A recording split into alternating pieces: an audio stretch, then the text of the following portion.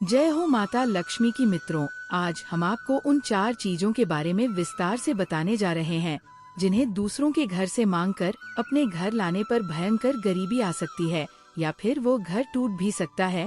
वास्तु शास्त्र के अनुसार यदि हम इन वस्तुओं को अपने घर लाकर रखते हैं तो माता लक्ष्मी रुष्ट हो जाती है और शनिदेव का प्रकोप हमारे ऊपर आ सकता है। इससे घर में दरिद्रता आ सकती है, सुख शांति भंग हो सकती है और आर्थिक समस्याओं का सामना करना पड़ सकता है। इसलिए हमें वस्तुओं के महत्व और उनके प्रभाव को समझकर उचित निर्णय लेना चाहिए। तो चलिए आज की कथा को शुरुआत करते हैं। मित्रों, एक समय की बात है, क्षीर सागर में भगवान विष्णु अपने दिव्य शेषनाग शैया पर विराजमान थे। वहाँ का वातावरण अत्यंत शांत और दिव्य प्रकाश से ओतप्रोत था। लहरों की हल्की हल्की गूंज के बीच भगवान विष्णु ध्यान मग्न मुद्रा में थे। उसी समय देवर्षि नारद जी नारायण नारायण का जाप करते हुए वहां पहुंचे। उनके चेहरे पर जिज्ञासा और व्यग्रता के भाव स्पष्ट झलक रहे थे। भगवान विष्णु ने स्नेहपूर्वक नारद जी का स्वागत किया, उन्हें आसन ग्रहण करने के लिए कहा और उनकी व्यग्रता का कारण पूछा। नारद जी ने कहा है, प्रभु, मैं पृथ्वी लोक से लौट कर आ रहा हूँ। वहाँ मैंने एक अत्यंत विचित्र दृश्य देखा जिसने मेरे मन में एक प्रश्न उत्पन्न कर दिया। मैं उसी का उत्तर जानने के लिए आपके पास आया हूँ। भगवान विष्णु ने कहा है, नारद, तुम्हारे मन में जो भी जिज्ञासा उत्पन्न हुई है उसे निसंकोच होकर पूछो। तुम्हारे प्रश्न का समाधान करना मेरा कर्तव्य है, जिससे समस्त मानव जाति को लाभ प्राप्त हो सके है। प्रभु, आपने मुझे ये बताया था कि कुछ चीजों का दान करने से दरिद्रता आती है, परंतु मैं ये जानना चाहता हूँ कि ऐसी कौन सी चीजें हैं जिन्हें दूसरों के घर से मांगकर अपने घर में रखने से भयंकर गरीबी आ जाती है। क्या यह केवल एक संयोग होता है या इसके पीछे कोई गूढ़ रहस्य छिपा हुआ है? मैं इस गूढ़ ज्ञान को जानने के लिए उत्सुक हूँ, जिससे मैं इसे समस्त मानव जाति में प्रचारित कर सकूं। तब भगवान विष्णु मुस्कुराए और बोले हैं, नारद, तुम्हारा यह प्रश्न समस्त मानव जाति के कल्याण के लिए अत्यंत महत्वपूर्ण है। यह प्रश्न मनुष्यों को जागरूक करने का एक अवसर है ताकि वे अपने जीवन में दरिद्रता और कष्टों से बच सक। इस प्रश्न का उत्तर मैं तुम्हें एक विस्तृत कथा के माध्यम से दूं, जिसमें जीवन की गूढ़ सच्चाइयों को उजागर किया जाएगा। इस कथा को जो भी ध्यान पूर्वक सुनेगा और उसमें दिए गए उपदेशों का पालन करेगा, उसके घर में माता लक्ष्मी सदैव निवास करेंगी और सुख समृद्धि का संचार होगा। साथ ही उसे जीवन में आने वाली आर्थिक परेशानियों से मुक्ति प्राप्त होगी। इसलिए इस कथा को ध्यान पूर्वक सुनो और इसे मानव समाज में प्रचारित करो है। देवर्षि नारद, तो ध्यान से सुनो। सुमन नगरी के एक समृद्ध नगर में सुकन्या नाम की एक आदर्श स्त्री अपने पति श्यामलाल और सास ससुर के साथ निवास करती थी। वह न केवल पतिव्रता और धर्मपरायण थी, बल्कि अपने कर्तव्यों का भी पूरी निष्ठा से पालन करती थी। उसका दिन प्रातः काल सूर्योदय से पहले उठने से प्रारंभ होता था, जिसमें वह घर की स्वच्छता का विशेष ध्यान रखती और पूरे मनोयोग से देवी देवताओं की अर्चना करती। सुकन्या माता लक्ष्मी की अनन्य भक्त थी और प्रतिदिन विधि पूर्वक पूजा अर्चना करती थी। उसकी श्रद्धा इतनी गहरी थी कि वह न केवल अपने लिए बल्कि पूरे परिवार की सुख समृद्धि के लिए प्रार्थना किया करती थी। वह अपने घर के हर कार्य को भक्ति भाव से संपन्न करती और परिवार में प्रेम और एकता बनाए रखती थी। फिर एक दिन की बात है, जब अचानक तेज बारिश होने लगी, जिससे पूरे गांव में जल भराव की स्थिति उत्पन्न हो गई। सुकन्या की प्रिय गाय भी बाहर खड़ी बारिश में भीग रही थी और ठंड से कांप रही थी। तब सुकन्या को गहरी चिंता होने लगी कि यदि उसकी गाय बीमार पड़ गई तो उसका और उसके परिवार का बहुत नुकसान हो जाएगा। तब वह तुरंत अपनी पड़ोसन के घर गई और दरवाजे पर दस्तक दी। फिर उसकी पड़ोसन ने द्वार खोला और सुकन्या को चिंतित देखकर पूछने लगी कि वह इतनी व्याकुल क्यों है। सुकन्या ने कहा, बहन, मेरी गाय बाहर भीग रही है और मुझे उसे अपने घर के अंदर सुरक्षित लाने के लिए छाते की आवश्यकता है। क्या तुम मुझे अपना छाता दे सकती हो? तब उसकी पड़ोसन मानसी एक दयालु स्वभाव की स्त्री थी और उसने बिना कुछ सोचे समझे तुरंत अपनी छतरी उसे दे दी और कहा, हाँ बहन, ये लो, मैं तुम्हें अभी देती हूँ। और फिर सुकन्या ने छतरी लेकर जल्दी से अपनी गाय को बारिश से बचाया और घर के अंदर ले आई। अब गाय सुरक्षित तो हो गई, लेकिन वह उस छाते को वापस करना भूल गई। फिर अगले दिन जब वो घर की सफाई कर रही थी तो उसकी नजर कोने में रखी छतरी पर पड़ी, परंतु वो अन्य घरेलू कार्यों में व्यस्त हो गई और उसे वापस करने की बात फिर से भूल गई। फिर कुछ समय बाद एक दिन अचानक मौसम बिगड़ गया और भारी बारिश होने लगी। तब सुकन्या का पति जो बाजार से लौट रहा था, रास्ते में चलते चलते वो पूरी तरह भीग चुका था।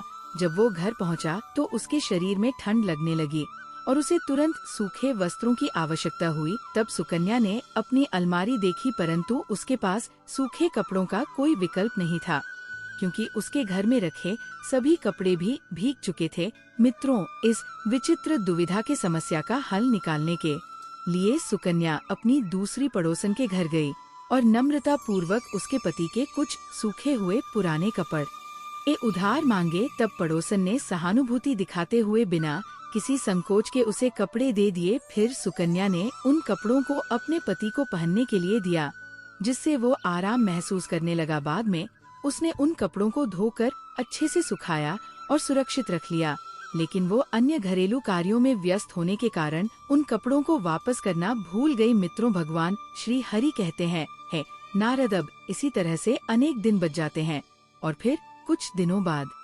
सुकन्या के मायके से उसके माता पिता और भाई भाभी मिलने के लिए आए। घर में उत्सव जैसा माहौल बन गया। सभी आपस में बातचीत कर रहे थे और हंसी खुशी का वातावरण था। जब सभी लोग बैठक में एकत्रित हुए तो बैठने के लिए कुर्सियां कम पड़ गई। ये सब सुकन्या को ये देखकर चिंता हुई कि सभी को आराम से बैठने के लिए पर्याप्त जगह नहीं मिल रही है। तब उसने एक युक्ति के अनुसार जल्दी से अपनी एक पड़ोस के घर जाकर एक अतिरिक्त कुर्सी मांग ली। उस बेचारी पड़ोसन ने सहर्ष उसे एक मजबूत और सुंदर कुर्सी दे दी। सुकन्या उसे भी अपने घर ले आई और अपने अतिथियों को आराम से बैठाया। परिवार के साथ समय बिताने में वह इतनी मग्न हो गई कि बाद में वह उस कुर्सी को वापस करना भूल गई और वह उसी के घर में रह गई, जबकि उसके माता पिता वापस चले गए थे। मित्रों, जब सुकन्या को मायके जाने का निमंत्रण मिला तो वो अत्यंत प्रसन्न हुई और घर जाने की तैयारियों में जुट गई। उसने अपने सबसे अच्छे वस्त्र पहने, लेकिन जब उसने अपने पैरों की ओर देखा तो उसे एहसास हुआ कि उसकी चप्पलें पुरानी और घिसी पिटी हो चुकी थी। अब सुकन्या को मायके जाने के लिए उसे एक अच्छी जोड़ी चप्पल की आवश्यकता थी, लेकिन उसके पास नई चप्पलें खरीदने का समय नहीं था। इसीलिए इस समस्या को हल करने के लिए वह अपनी एक पड़ोसन के पास गई और संकोच पूर्वक बोली, बहन, क्या तुम मुझे अपनी चप्पल उधार दे सकती हो? मेरे पास पहनने के लिए कोई अच्छी चप्पल नहीं है और मैं मायके जा रही हूँ। बस कुछ ही दिनों की तो बात है, मैं लौटते ही इसे तुम्हें वापस कर दूंगी। तब उसकी वह पड़ोसन जो हमेशा मदद के लिए तैयार रहती थी ने मुस्कुराकर कहा, कोई बात नहीं बहन, ये चप्पल ले जाओ, तुम्हें आरामदायक लगेगी और वापस आने पर तुम मुझे लौटा देना। मित्रों, पड़ोसन ने अपनी सबसे अच्छी और नई चप्पलें उसे दे दी। तब सुकन्या ने कृतज्ञता पूर्वक उन्हें स्वीकार किया और चप्पल पहनकर उत्साहित मन से मायके के लिए निकल पड़ी। मायके में पहुंचकर वो अपनी माँ और परिवार के अन्य सदस्यों से मिली और अपनी पुरानी यादों में इतनी खो गई कि उसे पूरी तरह से ये याद ही नहीं रहा कि चप्पलें उसकी अपनी नहीं बल्कि पड़ोसन की है। वो अब मायके में अपने परिवार, माता पिता, भाई भाभी और बचपन की यादों में डूबी सुकन्या अत्यंत आनंदित थी। वहाँ बिताए हर क्षण में वह भावुक होकर अपने बचपन के किस्से साझा कर रही थी और पुराने मित्रों से मिल रही थी। विभिन्न पकवानों का आनंद लेते हुए रिश्तेदारों से मिलकर उसने हर चिंता को पीछे छोड़ दिया था। मित्रों, समय जैसे पंख लगाकर उड़ गया और मायके में व्यतीत हुए दिन मानो एक सुखद स्वप्न की भांति बीत गए। फिर जब लौटने की घड़ी आई तब भी वह अपनी पड़ोसन की चप्पलें वापस करने की बात भूल गई। घर लौटने के बाद भी वो विभिन्न कार्यों में इतनी व्यस्त हो गई कि उसे ध्यान ही नहीं आया कि ये चप्पलें उसकी अपनी नहीं बल्कि पड़ोसन की थी। अब इसी तरह उसकी ये छोटी सी भूल एक बड़ी गलती में परिवर्तित हो गई, जिसका असर उसके जीवन पर गहरा पड़ा। इन्हीं घटनाओं के कुछ दिनों बाद उनके घर में एक भयावह घटना घटी। एक रात जब सब गहरी नींद में थे तभी कुछ चोर उनके घर में घुस आए। वे अत्यंत चतुर और योजनाबद्ध तरीके से आए थे। उन्होंने घर का सारा धन, आभूषण और बहुमूल्य वस्तुएं चुरा ली और जब सुबह हुई तो सुकन्या ने देखा कि पूरा घर अस्त व्यस्त था और सारा धन धान्य गायब था। ये दृश्य देखकर वो स्तब्ध रह गई कि इसी बीच कुछ ही समय में एक और बुरी खबर आई। श्यामलाल की दुकान को लूट लिया गया था। लुटेरों ने दुकान का सारा सामान उठा लिया और उसे पूरी तरह नष्ट कर दिया। अब उनके पास कोई भी आर्थिक स्रोत नहीं बचा था। अब उनकी पूरी गृहस्थ उजड़ चुकी थी। इन दुखद घटनाओं के बाद श्यामलाल पूरी तरह टूट चुका था। आर्थिक तंगी और मानसिक तनाव ने उसे भीतर से इतना कमजोर कर दिया कि वो अपना आत्मविश्वास पूरी तरह खो बैठा। उसकी आंखों के सामने उसके परिश्रम से बनाया गया जीवन उजड़ चुका था। रोजमर्रा की जरूरतों को पूरा करना भी अब असंभव लगने लगा था। हर तरफ निराशा और हताशा का माहौल था। दिन बदन उसकी चिंता बढ़ती ही जा रही थी और धीरे धीरे वह आत्मग्लानि से भरने लगा। कई बार उसने स्थिति को सुधारने का प्रयास किया, लेकिन हर कोशिश नाकाम रही। इस असहनीय स्थिति में वह अत्यधिक निराश हो गया। फिर एक दिन वो अंतः रात में चुपचाप घर परिवार छोड़कर वो अज्ञात दिशा की ओर चला गया, बिना किसी को बताए कि वह कहाँ जा रहा है और कब लौटेगा।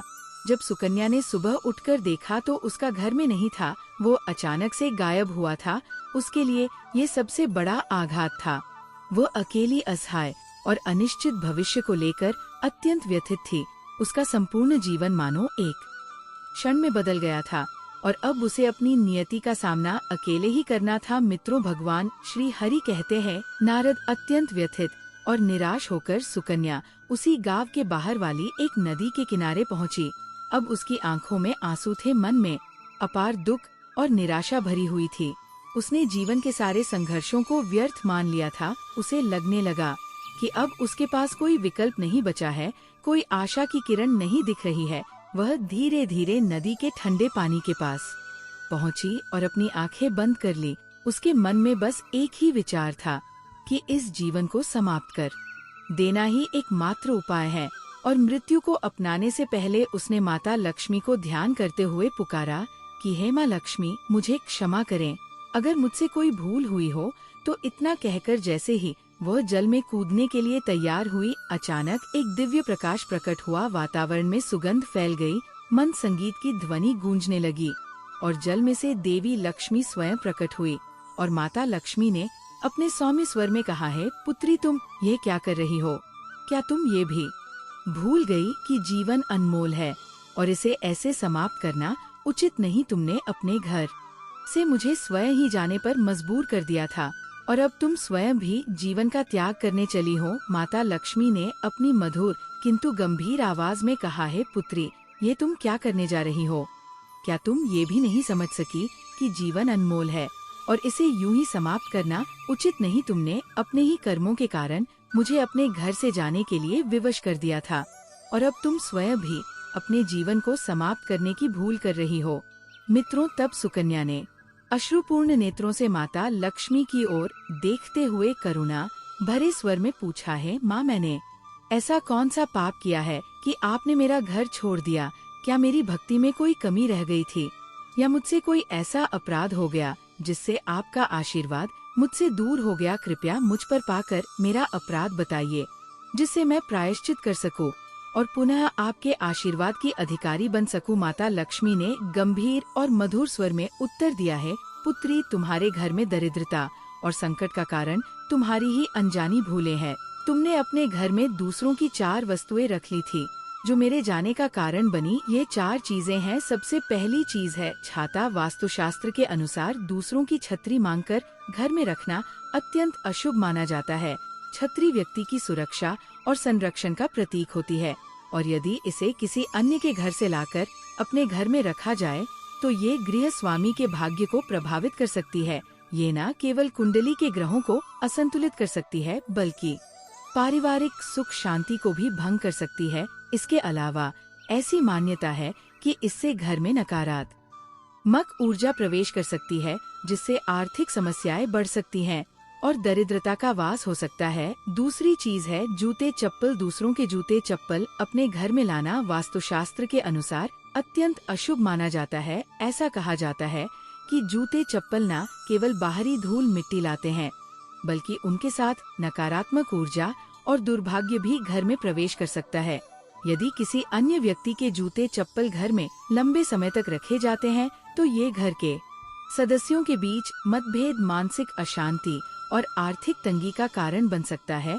ये भी माना जाता है कि इससे घर की सकारात्मक ऊर्जा बाधित होती है, जिससे कार्यों में बाधाएं उत्पन्न होती है और घर की सुख शांति भंग हो जाती है।